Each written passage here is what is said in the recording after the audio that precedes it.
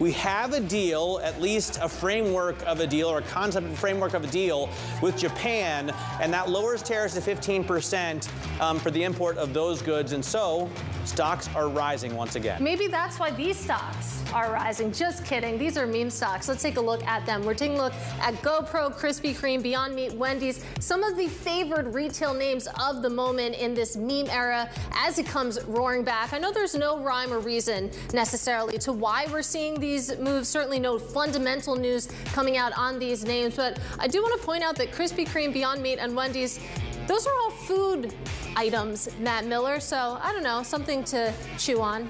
Yeah. But you can't eat a GoPro, no. I want to point out, as someone you can film yourself. Once told Ben Bernanke, or something similar to that. Auto stocks are climbing on the U.S.-Japan trade deal, which sets tariffs at 15%. Japan also agreed to buy 100 Boeing jets and invest $550 billion, at least finance that, and lower tariffs on its auto imports as well. Let's bring in North Star Asset Management Chief Investment Officer Nimrit Kang. And Nimrit, I'm kind of wading through some murky details here because we don't know the full picture, but is it enough to make you want to buy stocks? Matt, the market has rallied very significantly over the last few months based on three major things. One is that the trade war that we got started with the announcement of the Liberation Day, that gets resolved. We get a big stimulus investment back into the U.S. here from the big beautiful bill, the tax incentives for the corporates. And the third is the inflation and employment picture is such that it allows the Fed to start cutting. Any news that supports any of those three helps the market retain its momentum. And that's what you're seeing. That's what you're seeing today. Another big confirmation that, yes, the trade war is not going to escalate into something more ominous. And that's all a good setup. I want to talk a little bit about what we're seeing in these meme stocks, as we've been calling them. I'm not going to ask you whether or not you're buying into the hype, but what do you think this says about where we stand in markets, what this says about sentiments? It's kind of puzzling that, okay, you think back to the last really big episode in 2021, we were at 0 interest rates. It's a much different setup right now. Katie, first of all, I like that they're all the food stocks can kind of relate to that. But I think you're right. What it does signify is this interest of the retail investor back into the market. You know, it's the animal spirits back into the market. That's what we're seeing. We've seen a lot of buying the dip that's happened with the retail investors, and that's continuing on and manifesting into some of those meme stocks as well now. In terms of what you do want to buy right now, I mean, what would you invest in, Nimrit, right now? Yes. So, not all sectors are created equal. I think one of the big things that we see is the growth, and the biggest beneficiary of the artificial intelligence trend is really the technology companies. Now, the benefits from AI are going to be broad-based, felt by lots of different companies in lots of different sectors. One of the things we would say is, even when we look at how well S&P has done, not every stock, not all the sectors have benefited equally. So even if you take a look at the industrials, the industrial production has been stuck in a lull over the last several years, really. And so many of those industrial stocks, take transport, rail companies, haven't participated. But if we think there's legs to the investment back here in the US, industrials is a great play for the longer term investor to participate in that reinvestment back into the US here. Okay, so industrials for the longer term horizon. I want to talk a little bit more about tech and earnings after all, given that we're heading into some pretty big names after the bell, Alphabet and Tesla among them. You think about the reaction function that we're seeing so far. You've had companies coming out missing and being punished, but you're even having companies reporting pretty good numbers and still seeing that negative reaction. So Nimrit, as you're trying to navigate through this season, does that give you pause? It's always tricky, right, Katie? But I think especially if you look at this earnings season, and again, the run-up that we've seen coming into this earnings season, the market is expecting that the companies are going to beat the earnings, raise guidance, and to the extent we don't get that, we don't get support that there's continued momentum, positive momentum in the business, that's been met with a disappointment. That's what we heard out of Texas Instrument, for example, last night, that the recovery is still very fragile, and we're not seeing it to the broad base. So I think that's the expectation that's built in. But again, it's going to depend very much earnings company by company specific. But overall, investors are looking for a bit more positivity than that's already baked into the estimates here. So do you expect that? I mean, we've had earnings estimates come down. Now they're bouncing back up a little bit. How much do you have to beat by to get your stock bid up? Yes. Again, it depends, but we are looking for that positive momentum, an inflection positive, more than what's baked in. I'm not sure if there's a number I can give you, but for example, the first quarter earnings, S&P earnings grew 13%. This quarter, we're looking at about 3%. I think companies that can really beat well ahead of that can guide positively to the momentum through the end of the year is good. The tricky part is that, the companies are reporting on a quarter that ended at June. A lot of the news related to the trade deals, related to the stimulus from the budget bill, are going to unfold over the second half. And that cadence is going to look, much more uneven. So we actually think that you're not going to get a big kind of bump up coming out of this earnings season. Rather, this is a time where the market maybe settles down, consolidates, and then going into the second half, we'll probably have some more momentum. It's a good point that, of course, this earnings season, this reporting period ended at the end of June, and we certainly know a lot has happened since then. Nimrit, great to get some time with you. That is Nimrit Kang. She is North Star Asset Management CIO.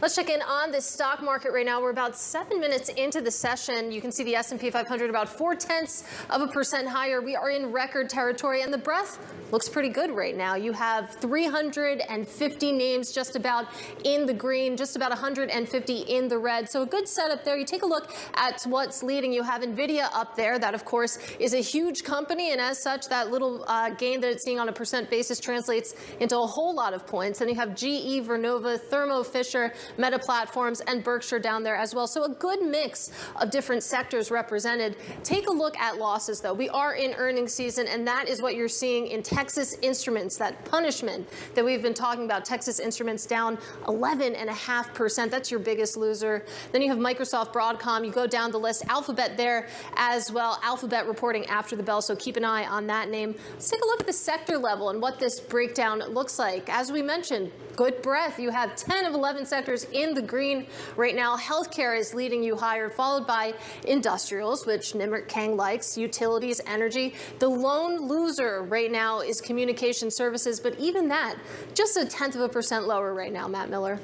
Yeah, obviously AT&T not helping out there at all, and I think it's doing exactly the same kind of thing that you saw at Texas Instruments, right? They beat expectations. They reaffirmed their guidance. They added more subscribers than had been anticipated, and yet they're being punished because the outlook just wasn't strong enough. It's a very high bar for Alphabet as well, with analysts expecting a strong profit. We'll discuss what that means exactly with the analyst Michael Nathanson of MoffettNathanson next. This is Open Interest.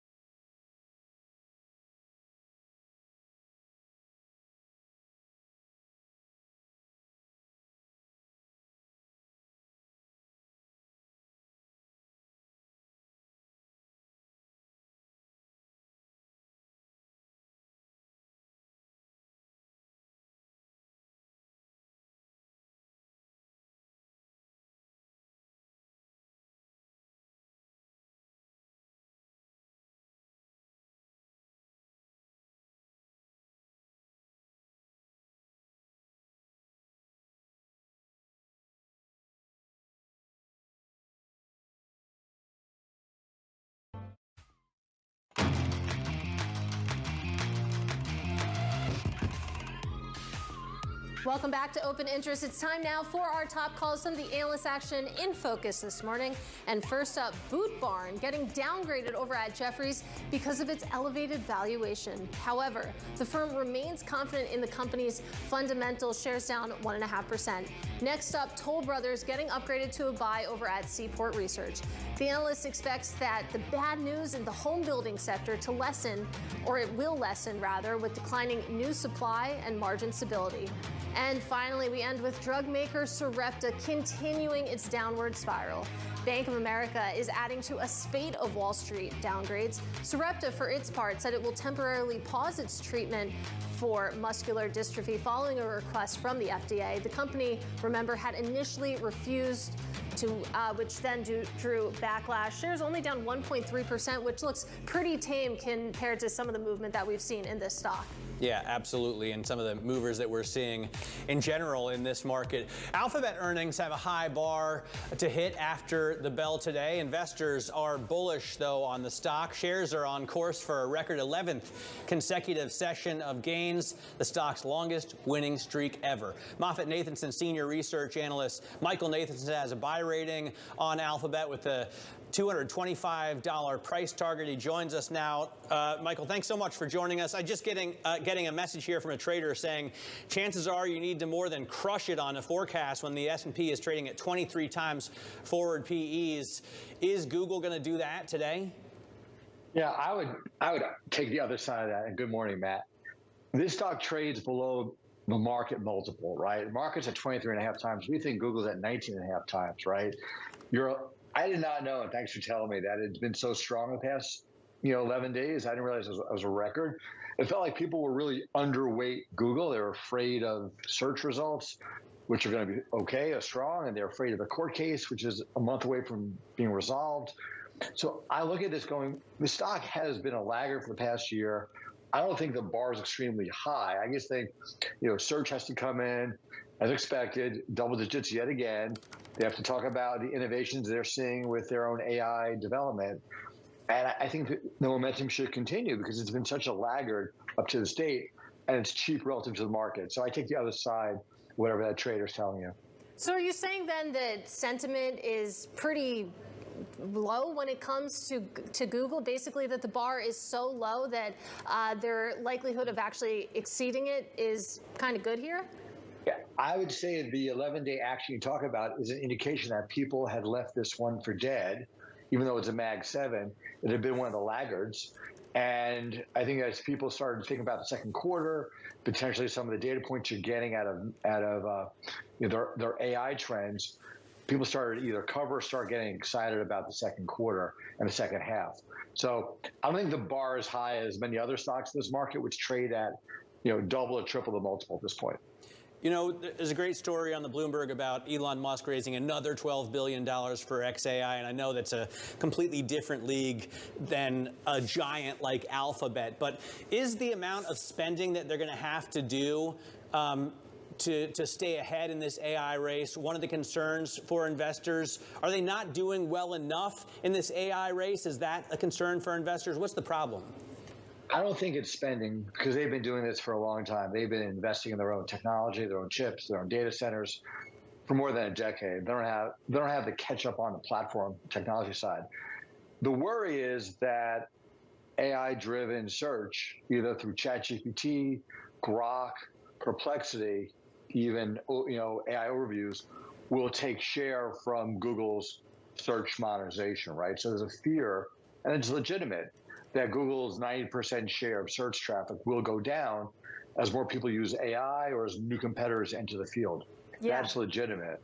It's a question of speed, which that happens, and whether or not Alphabet's sleeping at the wheel, which I think they're not now. They've got more aggressive by rolling out some new products.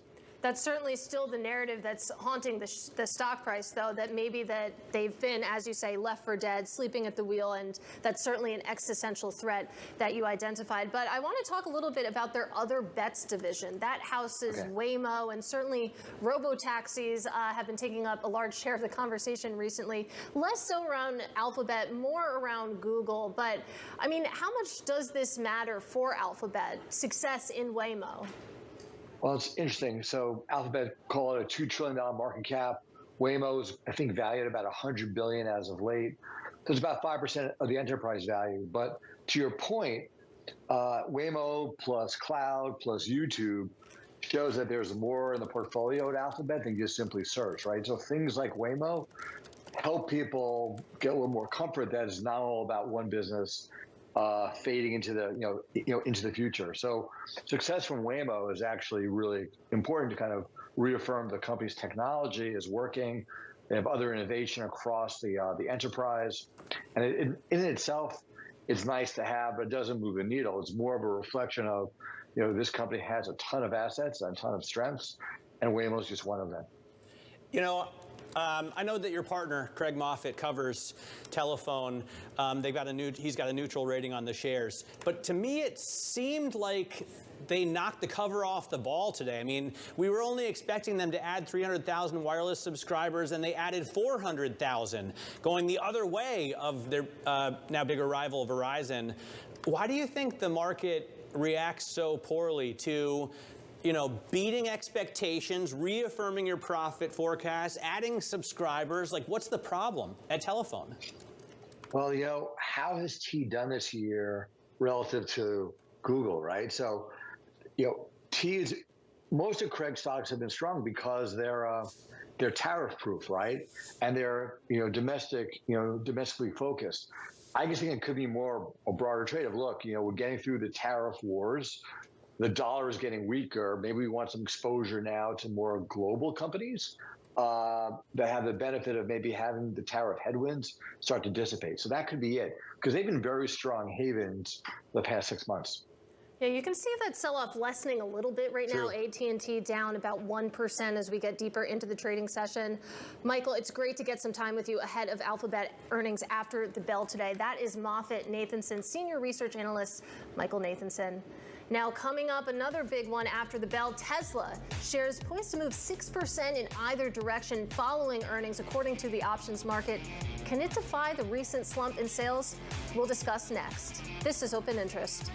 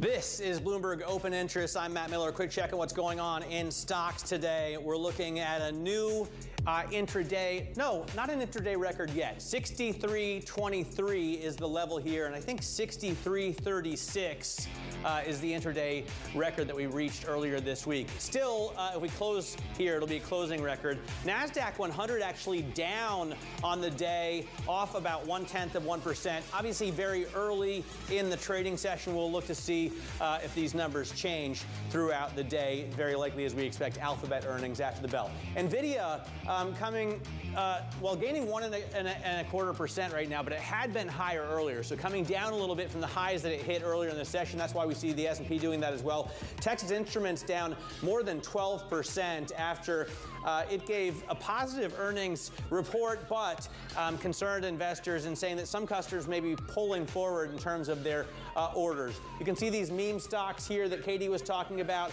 Google over here right now off 0.5%, and it had been gaining actually 10 days in a row, but it looks like that's reversed into the earnings report this afternoon. And then Tesla right now pretty much unchanged, but you would think there's more action in Tesla, right? You would think, Katie, that Tesla sells a lot of cars in Japan, but it doesn't. You might think that, and we'll see if it moves after hours when we get those numbers, because the options market is suggesting a 6% move in either direction. So let's preview now with Bloomberg's Detroit bureau chief David Welch. An interesting comment from Nick Colas over at Data Trek Research saying that Tesla, more than any other large cap stock, relies on investor confidence in the company's long-term vision of the future. David, is that long-term vision enough to overwhelm what's expected to be the sharpest drop in revenues in more than a decade for Tesla? Look, that's the big question. I think that's why you're seeing a potential 6% swing either way. You have another year where sales are going to be down. Analysts are expecting that Tesla may even revise their goal for the year downward. That's not good. So do they have enough good news on robotaxi, which, you know, that was a pretty small sample of vehicles in a small geographic area that they started with. Do they have enough good news on that to overshadow that? And then, look, there's another variable here. Does Elon Musk say anything about his budding political career and whether or not that's still going to be in the center stage for him, or if he's going to focus on Tesla? So, you know, three different things here, and I think investors will be looking for news on all of that. And you do have, you know, will they come up with an affordable EV? What's the latest on that? When is that going to be out? And do they have any sort of forecast on what the sales will look like for that vehicle? David, I know we're focused on so many other things besides car sales since we're talking about Tesla, but just to get back to that business, I was surprised when I looked it up this morning and saw that they didn't even sell 5,000 units in Japan last year. Is this agreement with President Trump going to help any U.S. automakers? Because it looks like Jeep is the only brand that has a significant number of sales. It's really tough to see that happening. I mean, the U.S. car companies have never really had a very good presence exporting vehicles to Japan. They don't build them there. And, you know, so you'll still see vehicles coming in from Japan. I think the net impact of this with a 15% tariff could be a company like Toyota, which imports half the vehicles it sells here. They could end up adding more production here, which they've been doing for years anyways. But, you know, seeing General Motors exporting vehicles to Japan or Ford, they don't really make the small vehicles that, you know, in big numbers that Japanese motorists are going to want to drive around congested cities like Tokyo. It's, you know, you're not going to drive a Tahoe or a Ford F-150 in Japanese cities. They do apparently make a couple of hundred right-hand drive Corvettes. David Welch. I was looking into it. A couple hundred. Few hundred very lucky Japanese. That's not going to erase the trade deficit. No, but still, it's awesome if you have one. David Welch there in Detroit. He's our bureau chief, covers cars for us. Coming up in the next hour, Anastasia Amoroso explains why she is bullish second half of 2025. This is Bloomberg.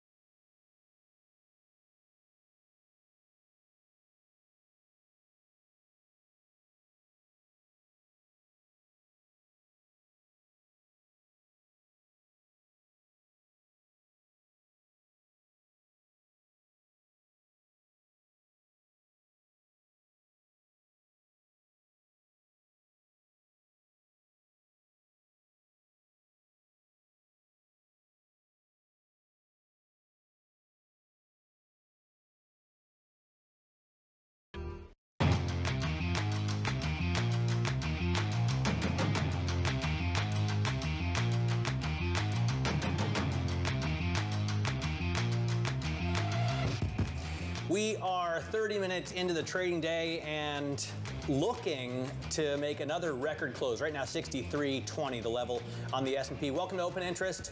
I'm Matt Miller. And I'm Shonali Bassick, and it's really interesting to see the divergence. You see the S&P 500 hanging out above that 6,300 level. However, the NASDAQ ahead of those big earnings after the bell, lower on the day. Yeah, I think it's fascinating. You have companies coming out with better earnings than expected and holding forecasts steady, but investors selling the shares. So you have to do very well in this market. Discerning market, and coming up, we're going to talk about how the record-breaking run in stocks is getting fresh fuel as the U.S. strikes a trade deal with Japan. Meanwhile, Tesla prepares to report results following a turbulent quarter for the stock and its CEO, Elon Musk. And Alphabet also in the earnings spotlight, shares nearing their longest winning streak ever ahead of those results.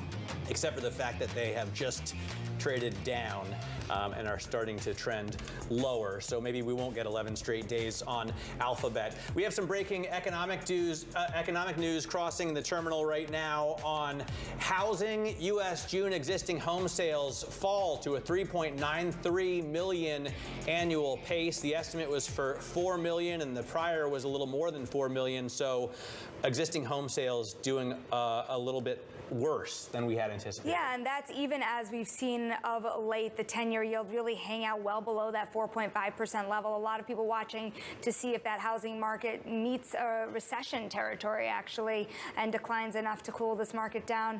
Anyways, that's the bad news. There's some other good news, isn't there? And that's in the world of AI. The Trump administration is hosting an AI summit in Washington today aimed at expanding the U.S. economy through AI development. Commerce Secretary Howard Lutnick had spoken to Bloomberg earlier about one of the bargaining chips in the trade war. The H20 was the third best chip in the world, and now it's the fourth best. The president has decided that if things are going well with China, that they can buy them. So I think that decision's been made. We are putting on the licensing mechanism, and we are getting that going. But the president has decided that the Chinese can buy them, but that's in a balanced way, with the Chinese delivering on the deal that we made with them, and they're delivering rare earths to American manufacturers.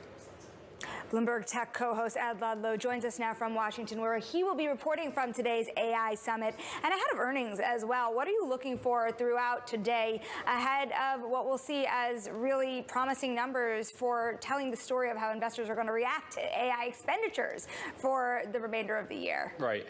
Well, I think that's the right thread to pull. So, like, at the heart of what Secretary Lutnick was talking about was not policy or regulation with regards to, like, guardrails around AI, but policy and regulation in how America and this country exports its technology stack. The expectation is that the president is basically going to say and explain how countries around the world can access American technology. The H20 that Lutnick referenced is, of course, NVIDIA's depressed chip. It's a chip that had the performance engineered out of it for the Chinese market. But as we now know, NVIDIA and AMD, leaders in that field, are able to export. There are still questions about codified rules for other countries, and then energy as well. Energy is going to be a really key point of discussion and a part of the strategy that this White House is going to push forward.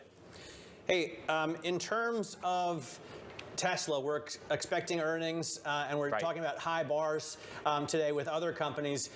Elon Musk basically just has to tell investors that he's going to continue to focus, or maybe return his focus on that company, right? I think that's exactly right. You know, the consensus estimates are that revenue is going to drop by the most in about 10 years. But if you look past the core business of selling vehicles, the vision is robo-taxi. However, investors just want to hear that Musk is engaged. So the prior earnings call when he came out of Doge was, look, I'm going to reapportion my time back to Tesla. We broke this story last night that in the documents that SpaceX sent out to investors in its tender round, they've added in the risk factors section an acknowledgement that not only had Musk been involved at a deep level as a government advisor, but one of the risk factors going forward for that private company is that he may return to a role like that. And so Tesla investors feel exactly the same way. They just want to know that with all these big picture projects and 95% of the valuation based on a future where the business model is different and it is predicated on robo-taxi, that he's focused on it. And that's what they'll hope to hear from the call, irrespective of the print in the quarter gone. All right, Ed, thanks very much for joining us. Tech co-host Ed Ludlow reporting live from Washington today, where he will be attending that summit. For more on the tech trade, we're joined by Anastasia Amoroso, Chief Investment Strategist for Private Wealth, now at Partners Group. And first off, congratulations on the new post. Thanks so much. Great to be back with you. Great to have you here. Tech is front and center, not only because of the earnings we're expecting after the bell, but also the majority of respondents in our MLive Pulse survey said that they expect tech to lead the charge in terms of earnings growth this season. Yeah. What do you expect from, the Mag 7 and co? Right. Well, that has been the case. The communication services and infotech has actually led the S&P in terms of earnings growth. And by the way, they also lead the S&P in terms of margins and how robust the margins are. The other thing, Matt, that I found interesting is everybody worried about margin compression this quarter. And it is true for the S&P that the margins took it down a notch from 12.7% to 12.3%. But that is not the case with tech. And that is not the case so far with financial. And it's not the case with communication services. So I think those companies should continue to deliver. And of course, the Mag 7 are expected to grow their earnings by 14% versus the rest of the S&P, which is about 3 or 4%. So I do still expect the tech trade will deliver. How much do you think investors have patience around CapEx spending? We saw a lot of love for investors who were willing to watch Microsoft, Meta spend more and more. But what about now with valuations at these levels? Do they simply want them to use their capital in a different way? I'm not so sure, because I think we're finally at this inflection point. We are starting to see some payoff on the CapEx that has been put in place.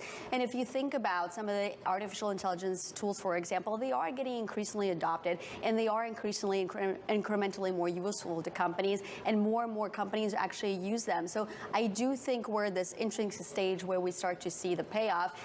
Interesting, Chanel, you mentioned CapEx, because I think as a macro market, we worried about whether CapEx is going to be put on ice because of all the tariffs and all the uncertainty. And that has not fully been the case. We've actually seen CapEx investments accelerate this last quarter despite all the tariff noise that we've seen. And by the way, not to mention the tax bill that was recently passed, it is designed to incentivize CapEx investments by corporations.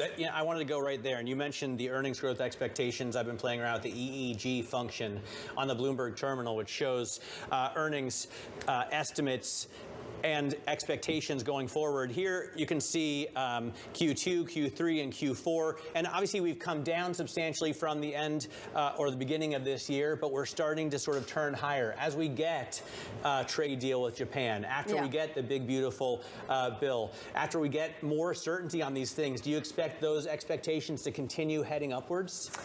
Or at least stay neutral. And I think there's some offsets. So first of all, let's take the tariffs as a first item. And look, 15% tariff is still potentially going to have to be absorbed either through corporate margins or through consumers' balance sheets or through consumers' wallets. So that could be an incremental negative. But then let's talk about the tax bill. And I think that's not really talked about enough, which is that is a huge incremental positive for both consumers and corporations. And Matt, the reason I say that is because there's sort of a lot of dispute on how much economic impact you're going to see from the tax bill. Some people pencil in 0.4% down. Some people pencil in 0.4% up. But what's probably not disputed is the fact that most of the U.S. consumers are going to see their after-tax incomes rise in 2026 by about 5% or more. So that is a huge positive, as far as I can tell, for the U.S. economy. And then and therefore for earnings, and back to the corporations, the fact that we now have the 21% corporate tax rate, we have 100% bonus depreciation that is made permanent, we have R&D expensing that is permanent. That is a big deal. And I think that offsets any potential headwinds from tariffs. So you have a lot of reasons to be optimistic. Investors certainly do. You're seeing the tax bill really be mentioned from corporate America as well in earnings calls. But what is there to be nervous about? We're still right near record highs. What would throw this party off? By the way, I'm thinking of AI because we're looking at Trump headlines and he says the U.S. is going to remove onerous AI development regulations. So longer term, if you want something to be nervous about, right? Is AI taking It's your going to job? kill all of us, isn't it? Well, let's not worry about that. But I'll give you a couple of things that we are concerned about, as investors are concerned about. First of all, near term, if I look at the market, of course, it's gone a long ways in a short period of time. And you look at multiples in public markets, they're elevated. We're finding lower multiples in private markets. So I will point that out. And you do have a slew of catalysts. You have the August 1st tariff deadline. You've got the Fed meeting. You've also got the Treasury refunding, which is also not talked about. But that's happening on Monday and Wednesday of next week. So that's near term what I worry about. Longer term, Matt Shinali and my client conversations is all about the budget deficit and the fact that it's $3.7 trillion higher projected to be over the next 10 years. Guess what potentially offsets that? Is growth. The tariff revenue. Well, Yeah. maybe growth, but also the tariff revenue. And if we do have 10 or 15% tariff that's here to stay, that's the potential for up to $3 trillion in revenues from tariffs. So concerns, but I think offsets to those as well. A lot to keep our eye on through the end of the year. Anastasia Amoroso of Partners Group. New job. Looking forward to following you through it. Molly. And we're going to watch some more movers on our radar as well. We're looking at AT&T, Matt, down 0.6%. Promotions led to a surge in wireless subscribers last quarter, but it was not enough to wow Wall Street. This is what we're talking about that discerning investor this earnings season. Yeah, investors expected 301,000 mobile subscriber additions. They actually added 401,000, so a big beat, but investors wanted more in terms of the outlook. Hilton lowered expectations for the year as travel demand slumps. There's been a lot of talk about European travelers not coming to the U.S. Enough, and it looks like that's playing through in terms of Hilton's earnings. The share's down 1.3%. Certainly a sector we're watching closely because it's so tied to the consumer, and so too is Hasbro. Remember, this is a stock that's been up about 34% this year, so it's taking a decline today after still boosting its forecast, beating estimates, and there you go, that discerning shareholder once again after a stock has risen 34%. You don't need 30 dolls. You can make do with $1 or $2. Speak for yourself. Right? Anyways, coming up, we're going to talk more about what Anastasia was talking about here. Private equity is a hot topic, but it's turning to a controversial tactic in order to weather the IPO slump. You may have heard of it, continuation funds, and we're going to get into it with David Gross of Bain Capital next. That's next in our Wall Street Beat. This is Bloomberg Open Interest.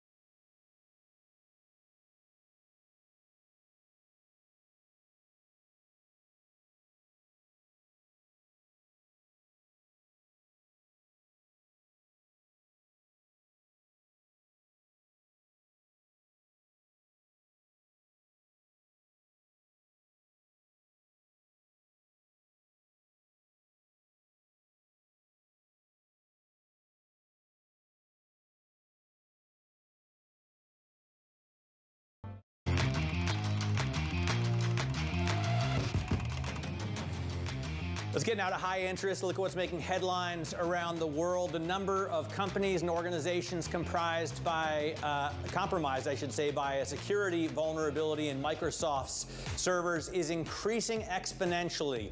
The hackers breached about 400 government agencies, corporations, and other groups, according to reports. That's up from the roughly 60 based on previous estimates. As you can see, Microsoft for the past 2 days down almost 2%. Coca-Cola is launching a new product this fall. It's made with U.S. cane sugar, a type of sugar that U.S. farmers can't fully supply. The U.S. may need to import the more expensive sweetener from Mexico and Brazil. And President Trump's threat of a 50% tariff on Brazil also risks raising prices there. So maybe they'll just release a few bottles and the rest will come with whatever they normally use. Tom Hayes, the former star UBS trader who was the face of the LIBOR rigging scandal, won a bid to overturn his criminal conviction.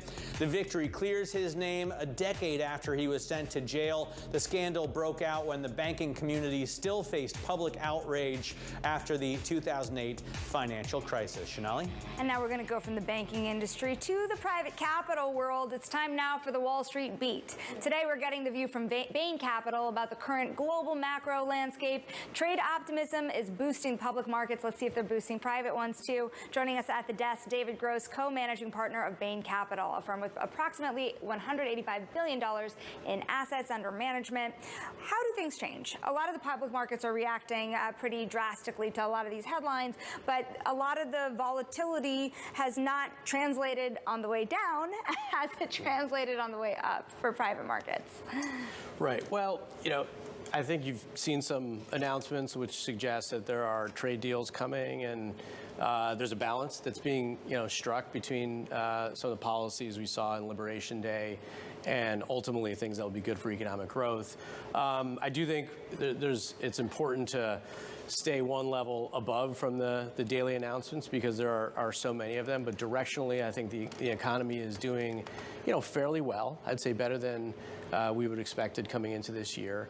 The markets have absorbed the trade discussions and focused on pretty good labor numbers, pretty good overall numbers in the consumer sector, and now you have some government stimulus that's on the way. So I think there's some optimism, within a very multifaceted policy regime that's being developed. Usually we ask this question for public market investors, but I've heard it now being discussed as a worry for private market investors. The dollar decline that we've seen over the past year. How much do you worry about it and have to start factoring in the threats to the dollar long term when you're making investment decisions on what to buy? Things that might be sensitive to it because of their imports or exports or for any other reason.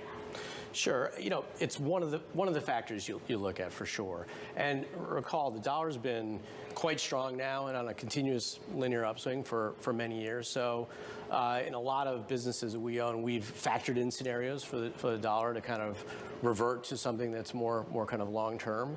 And we're a global operator of businesses, so we have businesses that have exposures across lots of different currencies. And so it's not just the dollar, but it's the dollar relative to what?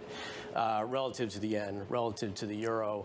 What does that mean for underlying long-term economic growth? And I still think you've got some positives in the U.S. kind of side of the equation with strong productivity growth, strong long-term prospects that will potentially cause some dollar weakening, but within a relatively narrow band. So the trade deals make things maybe better than expected, certainly better than expected on April 3rd. But I imagine you still have to do some shifting in terms of global supply chains. How significant has that been?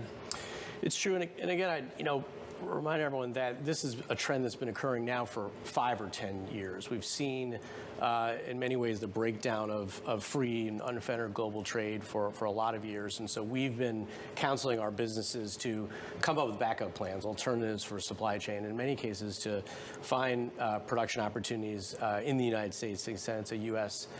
Kind of end market. And we've accelerated that with our business, obviously, post-Liberation Day, but it's really putting in action kind of the plan B that was there.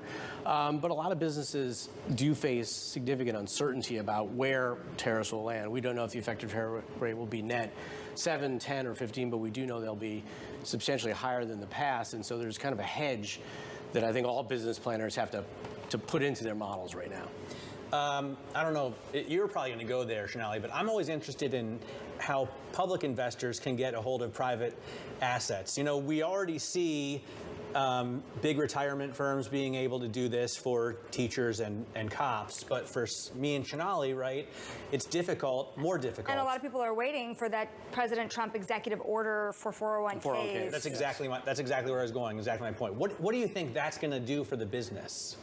Well, listen, it's part of a longer-term trend to open up, called alternative investments, to a broader set of investors. And I think it is positive in the sense that groups that have not been able to access it due to accredited investor rules or due to just a lack of being able to get into these funds now have opportunities to balance their portfolios just like pension funds and sovereign wealth funds have in the past. And so I think it's a good long-term secular trend that you're going to see along with the penetration of alternative investments.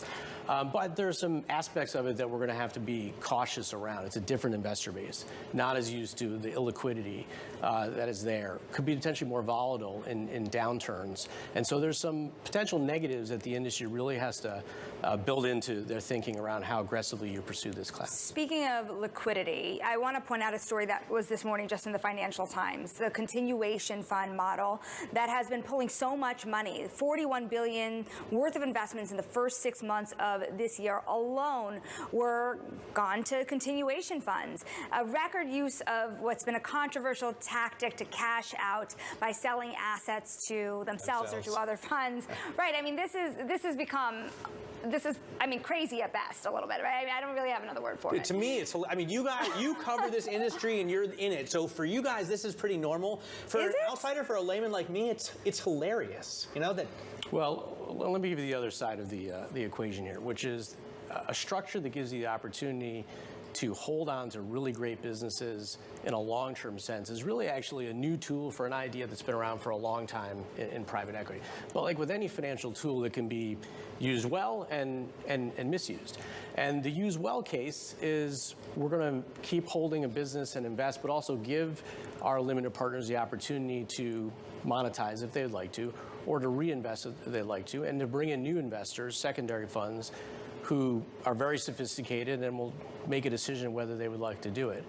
It's misused if it's not a very good business or it's a business that's hard to sell and you're not giving that choice to investors. And I think some have gone down route A and some have gone down route B, and I think a lot of articles about the route B, but I do think this is like anything else, it's innovation. And innovation comes with some initial fits and starts to find out, you know, how do we deploy this to the mutual benefit of all the parties involved. And it could certainly be a double-edged sword. We'll be watching it through. I've heard this morning that like 15% of deals that we're seeing right now in this space compared to like 5 to 8% typically are being done through these funds. So yeah, but to your point, they're sophisticated. Well, 0 to 5. They're sophisticated investors at the same time, right? So they know what they're buying. It's not like... Presumably. Yeah. But, you know, sometimes the tide does go out. Anyways, Bain Capital co-managing partner David Groski, thank you so much for walking us through all the complexity. And coming up later this hour, we're going to be joined by tech investor Sarah Kunst to join the show to discuss her current strategy ahead of those magnificent 7 earnings kicking off. This is Bloomberg Open Interest.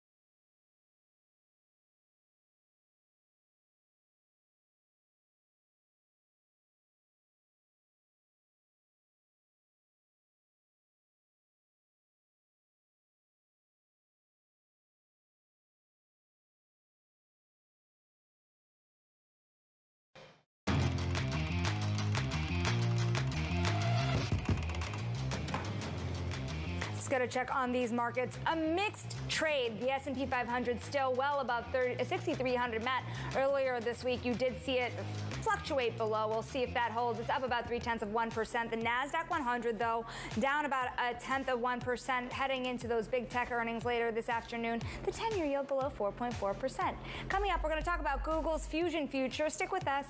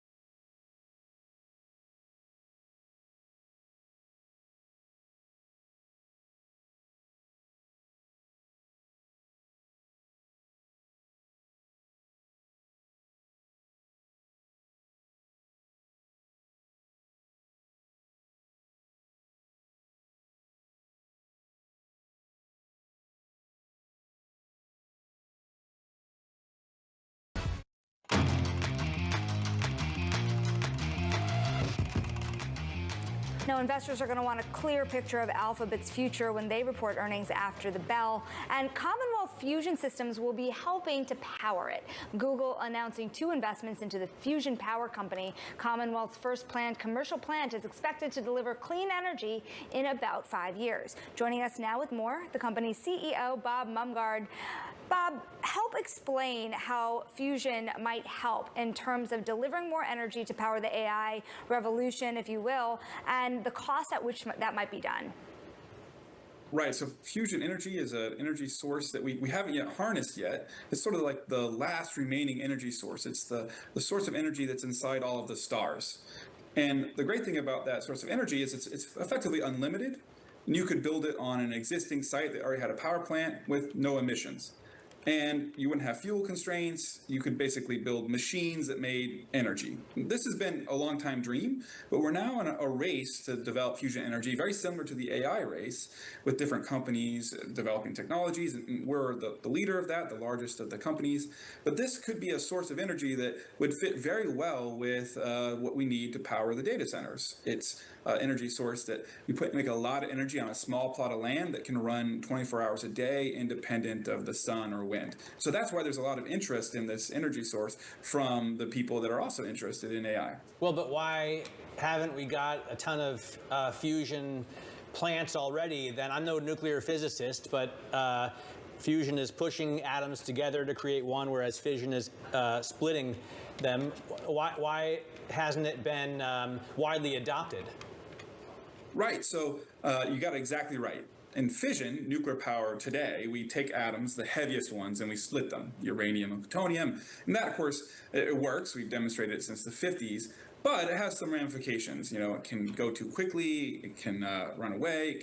It's hard to shut off. It has the same stuff that's in a bomb. So those are some of the issues that we have to handle in that technology. Fusion, it's a little bit harder because you actually have to combine these atoms together in very hot, intense regimes. And so you need to figure out how to get things like 100 million degrees, like the center of the sun. And the world's been working on that, and it's an innovation story. It's been faster than Moore's Law. And we're just getting to the point where we can build machines that can create the right conditions, but we haven't yet got to the point where we do that in any sort of commercial context. But the machine we're building in Massachusetts is anticipated to be the first one to be able to do that. With this entire discussion around a shortage of rare earths, minerals, magnets in particular, how does that change the calculus, especially with a global trade war going on? How does that change the calculus on how quickly this could be done? With fusion, you're not using a lot of stuff to make a whole lot of energy. And so the amount of stuff you need to build a plant is much, much less than, say, the rare earths you would need to build a wind farm or to a solar farm. And so you're taking the rare earths question down basically a factor of 10 in terms of how much you need to make energy. So that's really good. But what we do have to do is manufacture things. You have to turn it into stuff that you can build repetitively at scale. And so there's supply chain implications on being able to make things, but not in the atoms that are in the ground. That fits better with, say, how we do things in the United States than if we were, being a commodity. So how long until you're going to be able to make a lot of power with very little consistently and possibly in more places than just MIT? Right. So the plant right now it's nearing completion. It's about 65% complete. In Massachusetts is a prototype. It will demonstrate that you can make more power out than in from the reaction in a commercially relevant way, but it won't actually sell power. That first power plant to sell power is the one that we announced with Google in Virginia. That's in partnership with Dominion, the large utility in that region, and Google is committed to take about half the power. We think we'll start building that in a few years, like 2027, 2028, and that would put it online in the early 2030s. So that might feel like a long way away for some people listening to the show, but that's drastically faster than what we thought this technology could do even just 5 years ago. We've shrunken a multi-decadal timescale into less than a decade. So to what extent is Google's investment an endorsement of the technology, and do you see other similar deals being struck for you anytime soon?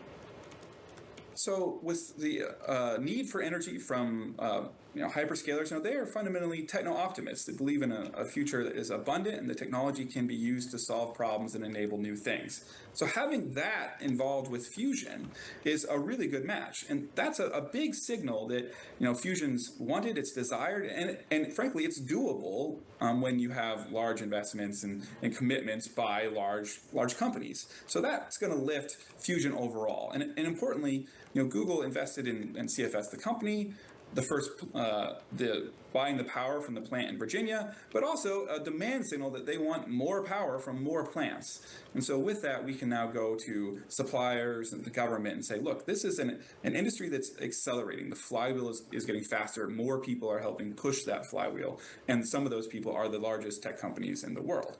And it's not just Google. Microsoft has done a fusion deal as well. We see interest from other parts of the AI supply chain. So this is a growing area. All right, Bob, it is fascinating stuff. Really hope we can get you back on here as you make progress. Bob Mumgard there of Commonwealth Fusion talking to us about being able to create vast amounts of cheap energy for AI. Let's get a check on these markets as well, because AI is not powering today's market for the moment, at least not Alphabet before earnings today. And you are seeing that reflected in the NASDAQ 100 being a little lower, about 0.2%. You are seeing the S&P 500 still higher, about 0.2%, slightly defensive, I would say, relative to the exuberance we've seen the last couple of days. 10-year yield hanging out around 437. It's pretty calm there. It stayed calm while you were gone, Matt. It's still calm now that you're back, but not as calm. Meme stock mania.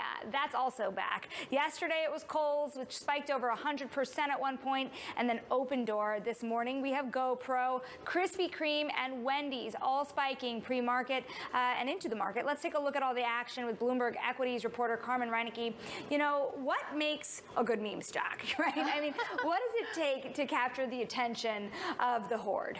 Well, I mean, I think there are a lot of things. What we usually see is that there's movement in the stock price that's really divorced from fundamentals. I think that brand names make great meme stocks. It's things that people know that they've heard of. One thing that we're also watching is that retail traders really love to go after things with high short interest. So they're looking at where people are betting, are placing contrarian bets and betting for the stock price to go down and saying, all right, let's buy it, let's drive it up. This is obviously very similar to what we saw in the 2021 sort of COVID pandemic meme stock frenzy with GameStop and AMC. So we're seeing some very similar action here today with shares of Krispy Kreme, Wendy's, GoPro, all names that you've definitely heard of, but maybe aren't the biggest stocks that you know you're putting in your portfolio.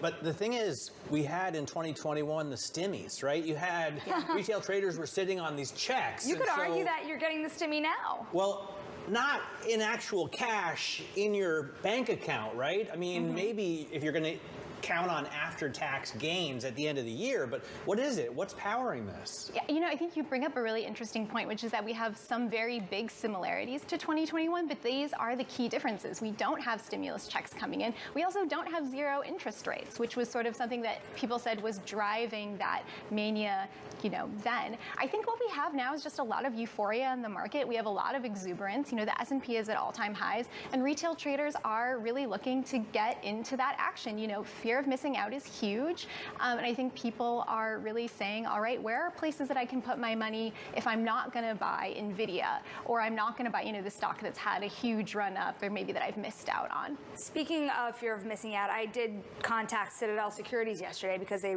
do work with so many retail traders, and their most recent note says this retail demand is an anti-momentum, high realized volatility, high market beta, and market consensus shorted equities. To your point on the short interest, these were not on their bingo cards either.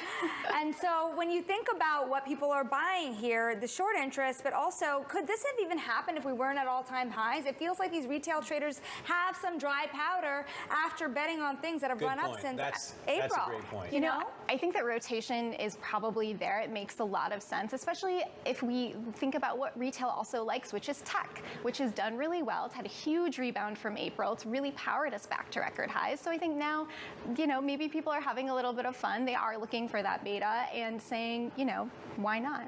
All right. Carmen, great having you on this story, and it'll be fascinating to watch if it continues. Carmen Reinecke there from our equities team. Coming up, Sarah Kuntz joins us of Clio Capital. She'll explain why she's bullish Alphabet and bearish on Tesla, which takes some real courage. Sure does. Speaking of short interest. This is Open Interest.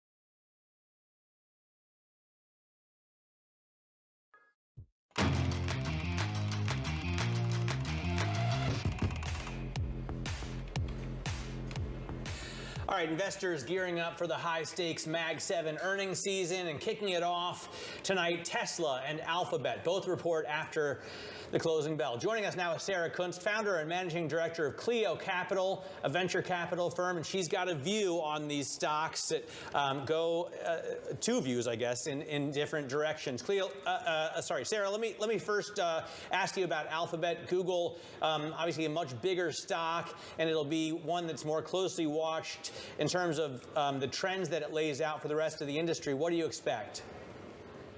I like Alphabet, and I think it doesn't always get its fair shake. I don't really understand it. They are doing very well at every single trend that the rest of the market is chasing right now, except maybe stable coins, which I don't think they're in, but they're doing incredibly well in AI. I think anybody who doesn't see them as a huge leader in that space just does not understand sort of the genesis of the technology. And so, you know, I am very, very bullish on this name. And I think that the street kind of keeps overlooking them. And so if there's a stumble here, if there's something they don't like in the numbers and there's a dip, I think it's probably a pretty interesting buying opportunity. What's going to be the biggest factor driving their valuation higher, especially as you say, it's kind of hard to see the street right now at the very moment catching on to that love? You know, I think that what people are waiting for is a piece of storytelling that I don't think Satya is the best at, which is for him to lay out what the world looks like in 5 years when Google is getting the majority of their ad revenue through AI sort of enabled or enhanced means. I think the big concern right now is that there's not enough awareness at Google that, hey, your business model, you do all these cool things, you literally have, you know, self-driving cars that work, but the reality is that your money still comes from those blue links that people are clicking when they go to google.com. And so how are you going to replace that revenue? I doubt it's going to be particularly hard, but I think that the leadership needs to start really threading that needle and making it clear. Is Google AI or Gemini something that you would use personally rather than ChatGPT? I don't use ChatGPT. I use Google Workspace for my work. And so, you know, I figure since they already have my emails and everything else, my documents, keeping that data sort of all on one platform makes more sense. And then I also think that ChatGPT, we've seen repeatedly some of the all AI hallucinates. I think with ChatGPT, there's a question of, are they incentivizing sort of longer time on site by kind of glazing you, as it's called, and telling you things that necessarily aren't accurate. And I don't need an AI to tell me that, you know, I've discovered a groundbreaking new physics theorem and that I'm the creator of the universe. And I think that Gemini's a little bit better about not doing that. Sarah, I do want to ask you about Tesla as well. One thing that our colleagues here have reported on is the warning that was tucked into documents for investors who might be investing in SpaceX at pretty astronomical levels, right? And so the warning is such that Elon Musk may serve in politics again, essentially. Why is that not a bigger disclaimer when it comes to Tesla, or do you think that's already reflected in the price?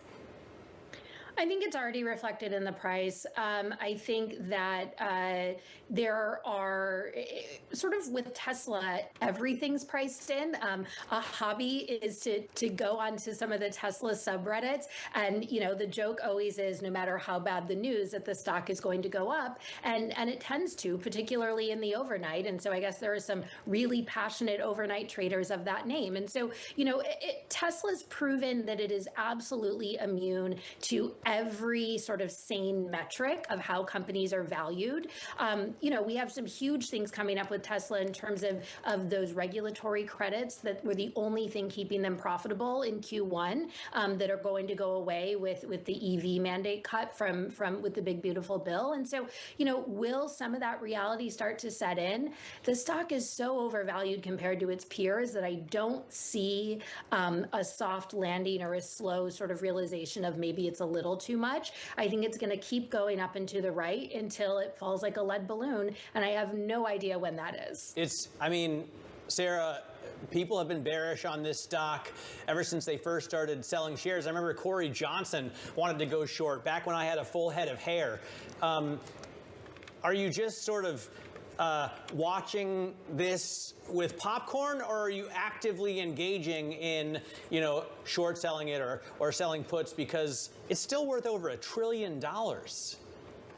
I think probably the smartest, the easiest question to ask an investor to see if they're smart is, are you a Tesla bull? And if they say no, I'm a huge bear, say, are you shorting Tesla? Because shorting Tesla is historically the easiest and fastest way to lose your shirt on the street. I am absolutely not going against that sort of fanatical fan base. That being said, my popcorn is out. I am curious to see how his diner does. I am curious to see how his new political party that he can't be president of